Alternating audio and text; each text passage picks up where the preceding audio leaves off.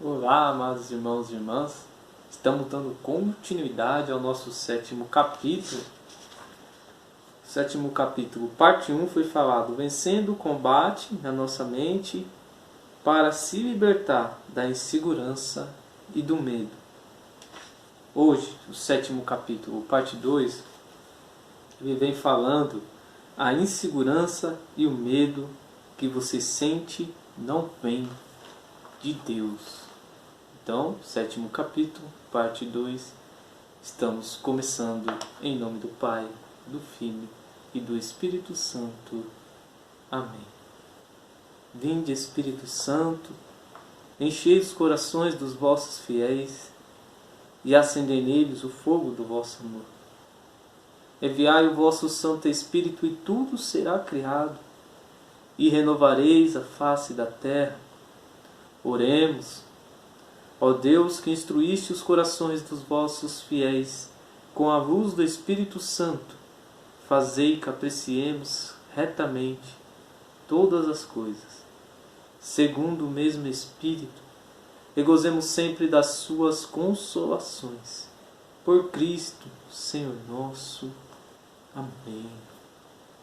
É sempre bom pedir o discernimento, a vinda do Espírito Santo, antes de qualquer coisa que nós vamos fazer, antes de qualquer decisão, pedir a vinda do Espírito Santo, a vinda do nosso anjo da guarda, porque nós sabemos que nós, os seres humanos, somos muito falhos. A nossa carne grita, a nossa carne ela tende ao pecado. Então nós temos que estar sempre em verdade e espírito, conectados com Deus. Ave Maria, cheia de graça, o Senhor é convosco. Bendita sois vós entre as mulheres. Bendito é o fruto do vosso ventre, Jesus. Santa Maria, Mãe de Deus, rogai por nós, pecadores, agora e na hora de nossa morte. Amém. Venho fazer o convite. Você aí que ainda não é inscrito ou inscrita, se inscrever no nosso canal, porque acabando este livro do Padre Reginaldo Manzotti, Combate Espiritual no Dia a Dia, nós vamos partir para outro, nós vamos contar a história de São Padre Pio de Pietreutina, que é do Frei Diogo Luiz Frutten. Esteve com o Padre Pio, conheceu o Padre Pio pessoalmente. Então, e no final deste livro de Padre Pio, que eu vou ler para vocês, uma pequena história, é um livro curto, eu vou estar sorteando para os inscritos uma pequena imagem de Padre Pio. Então você que é devoto, você que é filho espiritual de Padre Pio, né, sente o desejo de conhecer a história desse santo maravilhoso, se inscreve aí no canal, né? Deixe seu like aí, seu joinha, comente, eu respondo todos os comentários que vocês fizerem, todas as dúvidas. Estou aí para tirar todas as dúvidas. Então, a sua participação nesse canal é muito importante. Então vamos dar continuidade ao sétimo capítulo, parte 2. A insegurança e o medo que você sente não vem de Deus. Uma das principais armadilhas criadas por Satanás é o medo. Ele afeta toda a estrutura física e mental do ser humano. Tira-nos a paz, gera angústia, ansiedade, autocomiseração, impede que alcancemos todo o nosso potencial. Nos casos mais graves, esse sentimento de evoluir para um quadro de fobia. Esse sentimento pode evoluir para um quadro de fobia com efeitos altamente danosos. O primeiro registro de medo na Bíblia aparece lá em Gênesis. Ouvi teu passo no jardim. Respondeu o homem, tive medo porque estou nu e me escondi. Gênesis 3, versículo 10. O medo de Adão foi gerado pela desobediência a Deus, sob o estímulo de Satanás. Por isso podemos atribuir parte de seu surgimento à ação do inimigo, a partir da qual o ser humano passou a ser diretamente atingido por essa desordem. Segundo a Santa Teresa de Calcutá, o medo é o maior inimigo do ser humano. Ele não permite que nos aventuremos em Deus e nos fecha para a ação e a vontade do Pai. É importante, ao mesmo tempo, não confundir medo com prudência. O Catecismo da Igreja Católica nos esclarece. A prudência é a virtude que dispõe a razão prática a discernir, em qualquer circunstância, nosso verdadeiro bem e a escolher os meios adequados para realizá-los. O homem sagaz discerne os seus passos. Provérbios 14, versículo 15. Sede prudentes e sóbrios para vos entregardes às orações. 1 Pedro 4, versículo 7. A prudência é a regra certa da ação, escreve Santo Tomás de Aquino, citando Aristóteles. Não se confunde com a timidez ou o medo, nem com a duplicidade ou a dissimulação. É chamada auriga virtutum, a cachoeira ou conduta das virtudes, porque conduz às outras virtudes, indicando-lhes a regra e a medida. É a prudência que guia imediatamente o juízo da consciência. O homem prudente decide e ordena sua conduta seguindo este juízo. Graças a esta virtude, aplicamos sem erro os princípios morais aos casos particulares e superamos as dúvidas sobre o bem a praticar e o mal evitar. Praticar o bem e o mal evitar. Parágrafo 1806. A fé não nega a prudência e nem a falta dela. Mesmo confiando totalmente em Deus, não podemos deixar de tomar precauções. Por exemplo, em caso de enfermidade, procurar um médico e seguir o tratamento recomendado. É agir com prudência. Deus pode fazer tudo sozinho, com certeza, mas Ele criou a medicina e deu sabedoria aos médicos para nos curarem.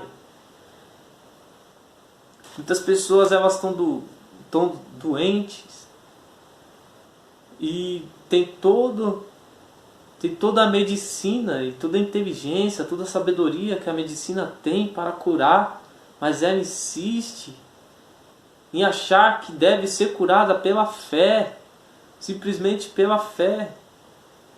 Amados irmãos, vocês já viram aquela história que o rapaz o cara está se afogando, tem uma enchente, ele está se afogando, chega um bote salva-vidas e pergunta se ele quer sair dali, ele fala que não, que Deus vai tirar ele de lá. Chega um helicóptero, joga aquelas cordas para ele agarrar e se salvar, ele fala que não vai, porque Deus vai tirar ele de lá. Chega as pessoas com barcos jogando os coletes salva-vidas e ele não vai, porque diz que Deus vai tirar ele de lá, e a água vai subindo e até que ele morre. Quando chega, vai falar com Deus, pergunta para Deus por que ele morreu, porque Deus deixou ele morrer se ele era um homem de muita fé. E Deus simplesmente responde: ué, eu te enviei botes salva-vida, eu te enviei helicópteros para te salvar e você não quis a salvação. É assim que acontece com a gente. Deus deu a sabedoria para o homem fazer curas através da medicina, então temos que usá-la. A fé é importante? Sim, mas aí também tem a medicina para nos tratar, para nos diagnosticar, para prevenir nossas doenças.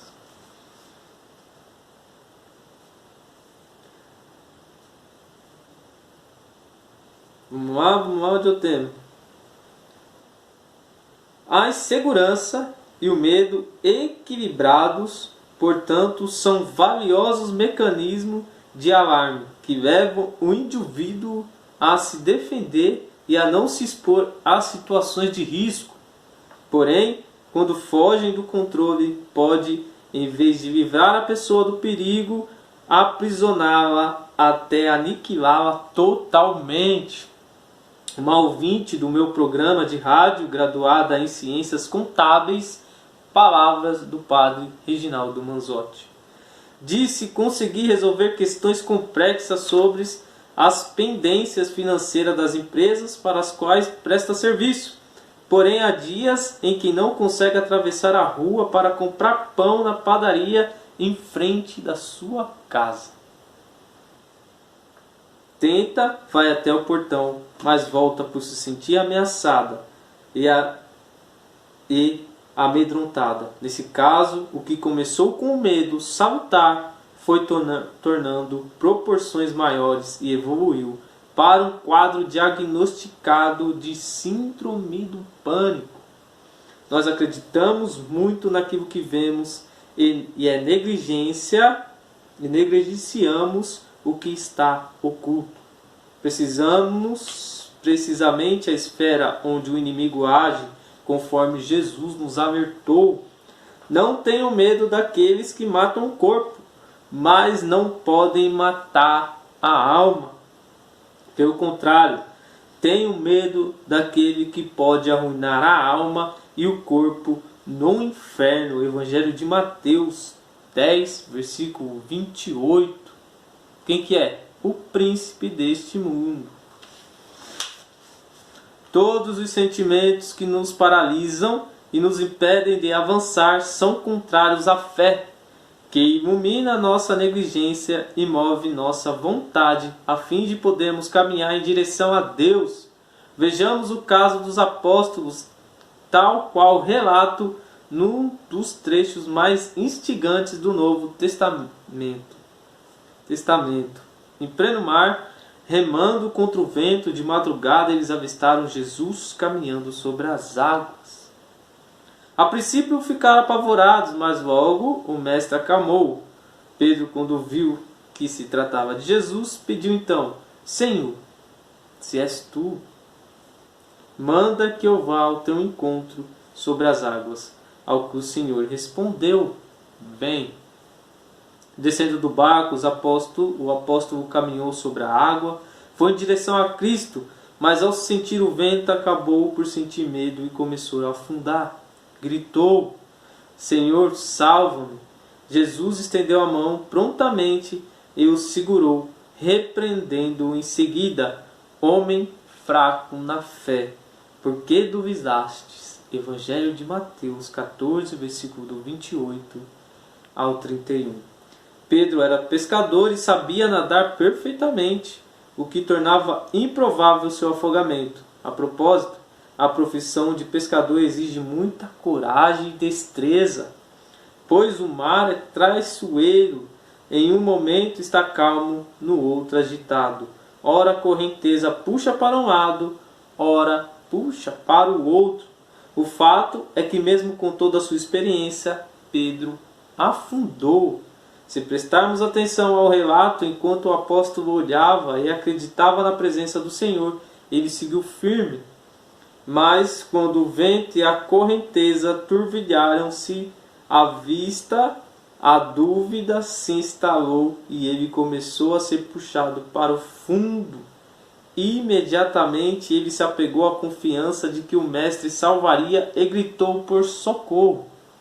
De fato, Jesus estendeu-lhe a mão e o tirou da água. Trata-se, por isso, de um exemplo que ilustra muito bem como o inimigo lança dúvidas e tenta desvirtuar o nosso pensar e o nosso agir por meio da insegurança e do medo, mimando nossa capacidade. E o capítulo 7, parte 2, vai ficando por aqui. Hoje nós falamos a insegurança e o medo que você sente não vem de Deus. Amanhã como parar de temer e seguir adiante. Eu vou deixar como exercício espiritual para você hoje meditar durante todo o seu dia o grande amor que Deus tem por você e aceitar isso como verdade na vida que você leva hoje. Meditar durante todo o seu dia o grande amor que Deus tem por você e aceitar isso como verdade na vida que você leva no dia de hoje. Esse é seu exercício espiritual. Comente, compartilhe, se inscreva. Deus abençoe a vida de cada um de vocês. Você aí do grupo Vida de Cristão, se inscrevam no nosso canal porque vou estar fazendo orações que só vão ter somente no canal. O grupo Vida de Cristão, estamos aí com quase 300 membros, graças a Deus. Mas algumas orações vão ter somente no canal. Paz e bem, Deus abençoe a todos vocês.